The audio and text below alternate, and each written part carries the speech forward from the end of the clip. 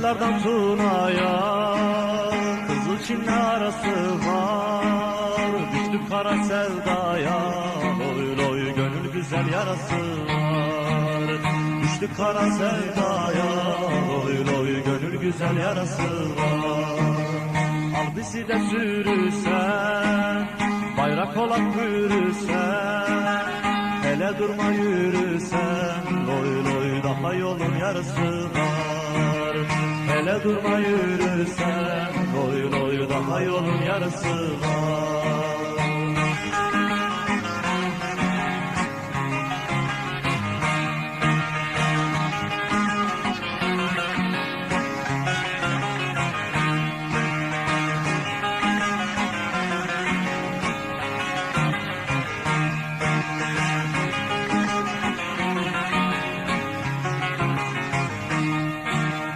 Ölüm bize ağır gelmez, kara topraklar gelmez, zindanları zor gelmez, loy loy gözlerinin karası var. Zindanları zor gelmez, loy loy gözlerinin karası var.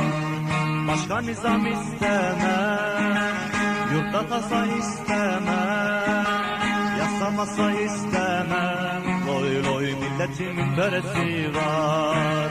Yasamasa istemem, loy loy ulu Türk'ün böresi var.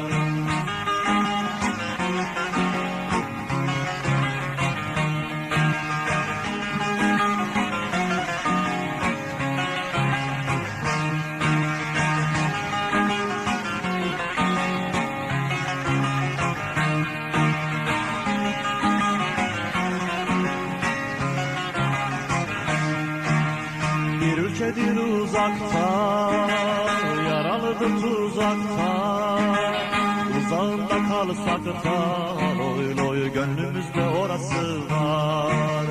Uzağında kalsak da, loy loy gönüllerde orası var. Ele surata asacak, zalime kan kusacak, sanma böyle susacak, loy loy fırtınası borası var. Sanma böyle susacak, loy loy fırtınası borası var. Sanma böyle susacak, loy loy fırtınası borası var. Sanma böyle susacak, loy loy her şeyin bir sırası